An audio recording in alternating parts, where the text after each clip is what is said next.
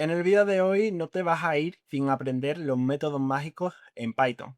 Estos métodos te vas a dar cuenta que te van a sonar muy familiares, ya que al final estamos cambiando su comportamiento por defecto que viene con Python. Ya que al definir nuestra propia clase estamos poniendo nuestras propias reglas y gracias a estos métodos mágicos que no hemos tenido que definir, que ya vienen del lenguaje, pues podemos sobreescribirlo para cambiar el comportamiento y que sea totalmente personalizable nuestros objetos. Pero estos métodos que no conocías, porque puede que conozcas el init, puede que conozcas el str, pero hay algunos métodos que no conoces y cuando termines este vídeo dirás, ¿por qué yo no sabía estos métodos? Porque es que al final te dan una libertad que al final estamos heredando todo del objeto padre de Python, que al final es el object, pues le estamos cambiando el comportamiento y podemos hacer locuras con la orientación a objetos en Python. Así que en este vídeo no te va a faltar ningún método mágico, que se llama método mágico, ya que viene del lenguaje, ya que viene de Python, y básicamente se caracteriza porque tiene las dos barra bajas en los extremos del método. Que sepas que todos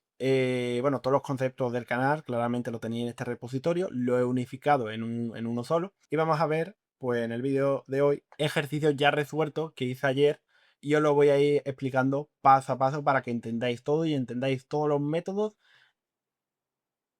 del tirón. Vamos, que veáis este vídeo y después de este vídeo ya no tengáis que mirar qué hace esto y qué hace esto, ya que os lo voy a explicar con todo lujo de detalles. Y como veis, pues tenéis los ejercicios no resueltos, porque no es lo mismo ver que programar. Cuando ya hayáis visto este vídeo al completo, pues podéis interiorizar estos conceptos haciendo estos ejercicios que vamos ahora a resolver. Tengo aquí varios ficheros y lo he clasificado cada método mágico en una sección. Así que vamos a ver la primera, que es la de apariencia.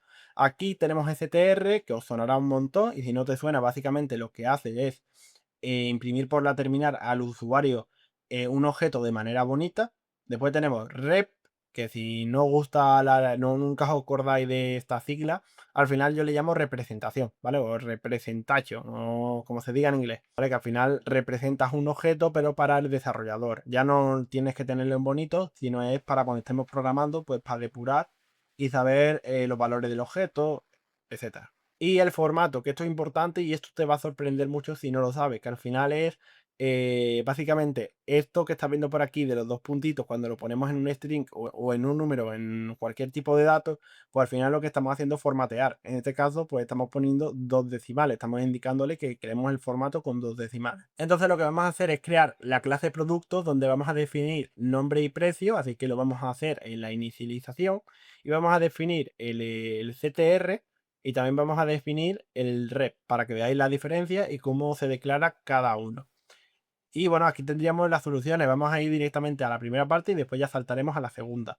Pues tenemos aquí productos que hemos inicializado con el nombre y el precio que nos pase, así que lo guardamos en los atributos. Una vez que tenemos ya inicializada nuestro objeto, pues ahora podemos definir el método string, donde vamos a hacer un fstring para más comodidad para poner estos caracteres que están aquí sueltos y las variables. Entonces vamos a tener el nombre y el precio y lo vamos a poner con este formato y lo vamos a devolver. Representación lo mismo, no tiene otro misterio. Al final es ponerlo de diferente manera y lo único que quiero explicar de aquí es esta exclamación IR, que al final lo que obliga, porque esto, aunque parezca que no, está imprimiendo el propio método string, ¿vale? No este, pero sí el padre, el objeto de Python que viene y es el objeto padre de todos los objetos. Entonces, tú le pones esto y le estás obligando básicamente a esto que se imprime con la clase, con el método string, pues que se imprima con el método representación. Y luego tenemos format, que aquí me voy a parar más, ya que es el más interesante. Nosotros, cuando hemos puesto esto, que os lo he explicado antes, los dos puntos, pues podemos poner el nombre que queramos. En este caso hemos puesto .2f, que significa quiero dos decimales. Pues nosotros podemos crear los nuestros personalizados. ¿Cómo lo podríamos hacer? Pues vamos a definir este método y lo que vamos a hacer es, ya nos pasa por defecto lo que pongamos después de los dos puntos, entonces vamos a hacer un if y si es lo que pensamos que es, si nos pone IVA, pues el formato va a ser de IVA. Así que esto no lo he explicado, pero me lo he saltado. Esto ya es la segunda parte, donde básicamente tenemos que aplicar el 21% de IVA al dinero que nos dé, en este caso en euros, y con los dos decimales. Entonces, ¿qué hacemos? Ya que nos pide esto, pues lo que hacemos es, si es IVA, si lo que hay después de los 2 puntos es IVA, pues vamos a devolver el precio por 1,21, que es aplicándole el 21% del IVA, y vamos a utilizar este format SPEC que viene por defecto en Python para darle los 2 decimales. ¿Y qué pasa si yo pongo aquí, pues, por ejemplo, hola, buenas?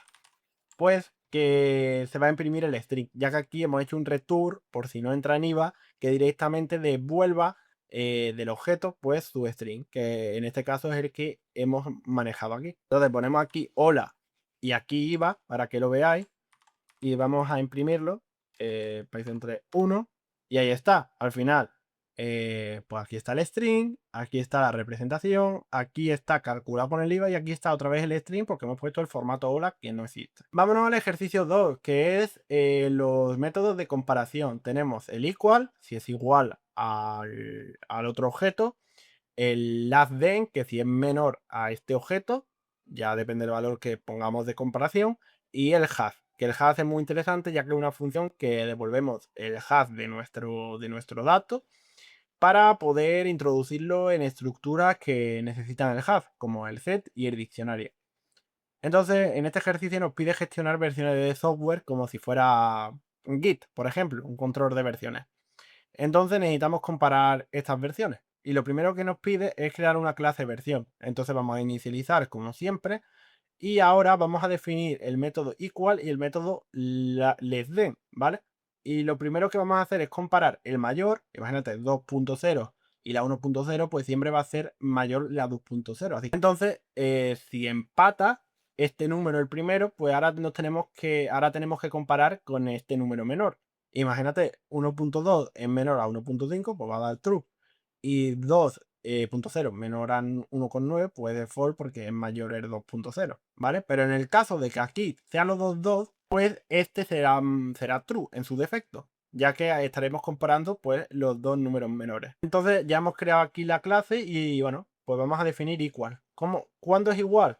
Pues cuando el número mayor es mayor al otro objeto y el número menor también es igual al otro objeto. También vamos a definir el menor, importante, y lo que vamos a hacer para el empate técnico y todo ese lío, primero es el mayor es menor que el otro mayor. Si es así, pues ya devolvemos true directamente.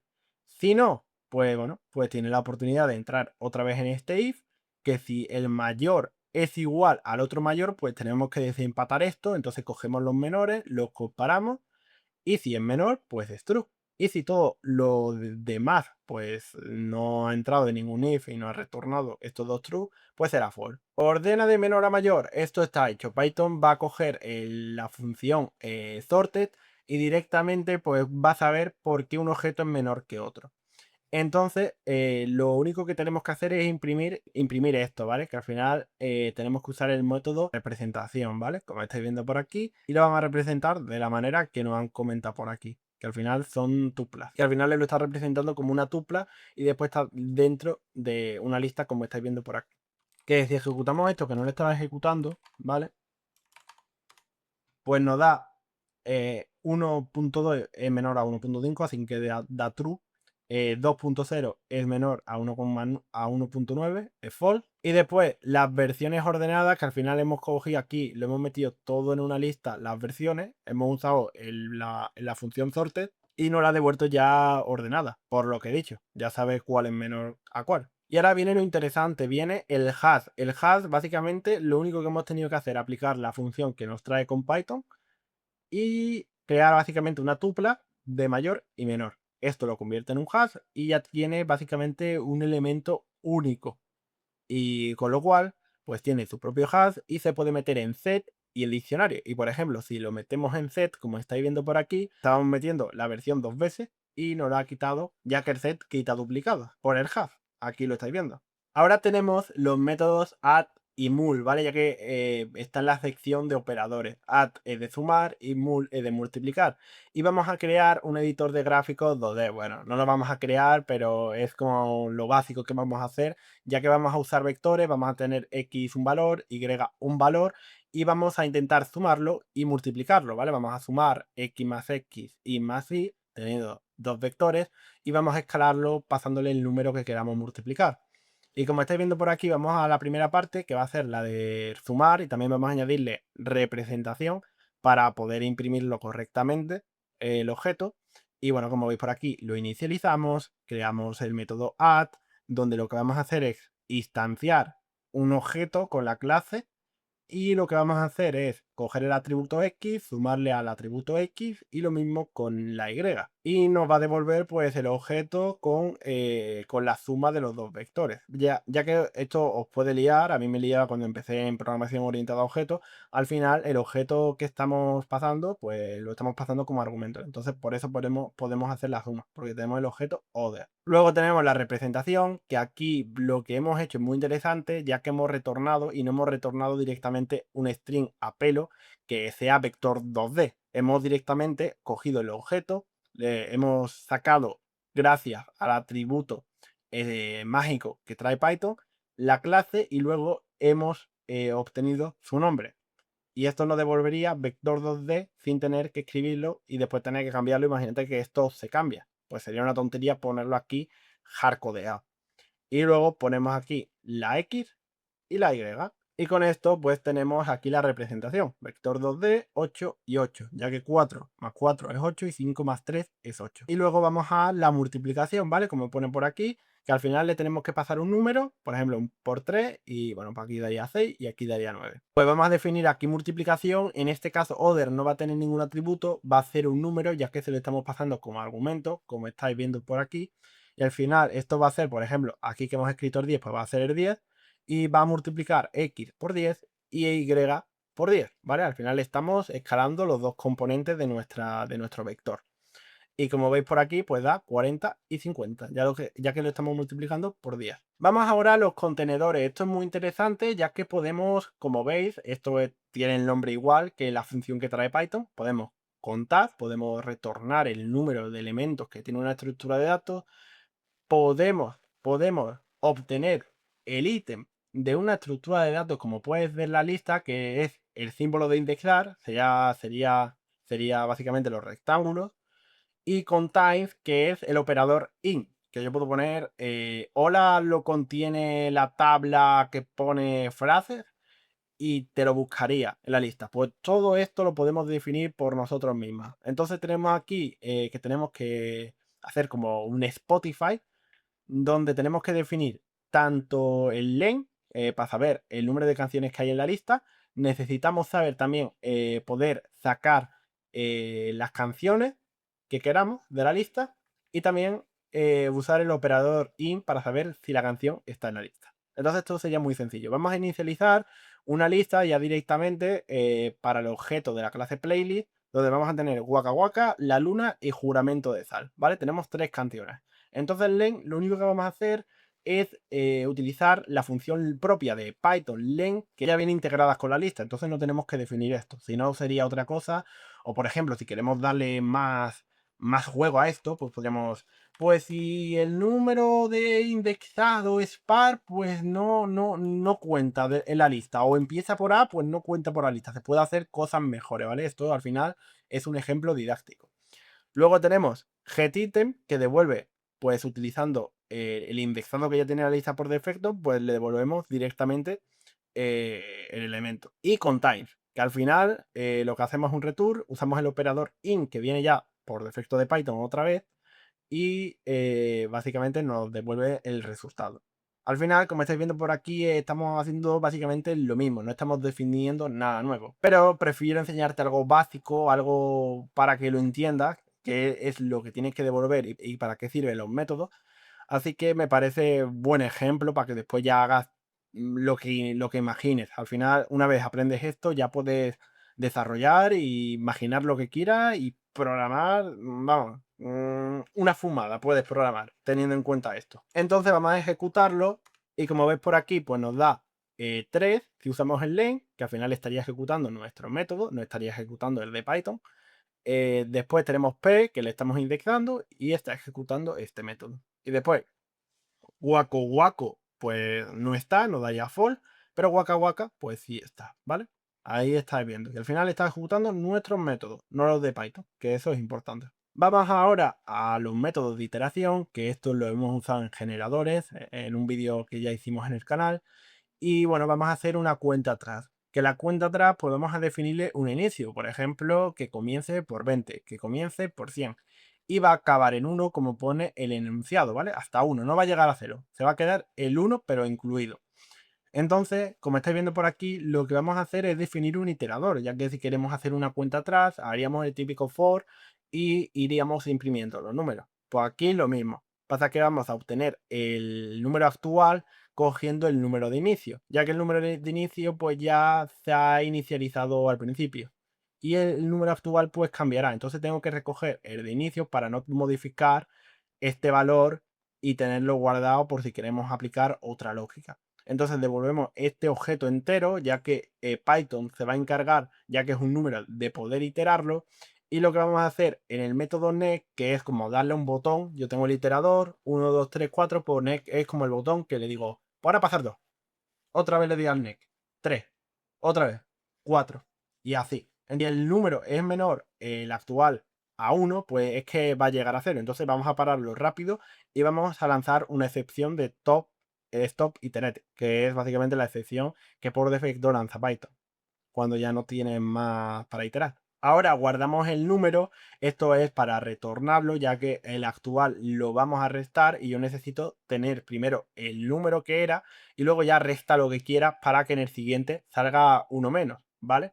Entonces cuando hagamos next, si es mayor o igual a 1, pues va a seguir básicamente restando y retornando el número actual. Va a seguir así restando. Entonces vamos a imprimir esta lista de cuenta atrás. En este caso, pues tendríamos del 1 al 20, ¿vale? Como estáis viendo por aquí. Al final estamos imprimiendo una lista y estamos en esta lista pasándole el cuenta atrás, que al final es el iterador. Y lo convierte básicamente en una lista, todos los números que hay en este. Luego tenemos un for donde hemos cogido el iterador y estamos iterándolo como podría ser en cualquier ejercicio de programación. Y bueno, pues como veis por aquí, tenemos todos los números. Estas serían dos formas básicamente de utilizarlo. Al final es lo de toda la vida. No cambia nada, lo único que cambia es que lo hemos definido nosotros. Vamos a pasar a los métodos invocables. Tenemos cal y tenemos bool. Bool viene de booleano y es indicar cuando es algo verdadero y cuando es algo falso. Nosotros podemos, por ejemplo, podemos tener un objeto que tenga una lista y podemos definir, mira,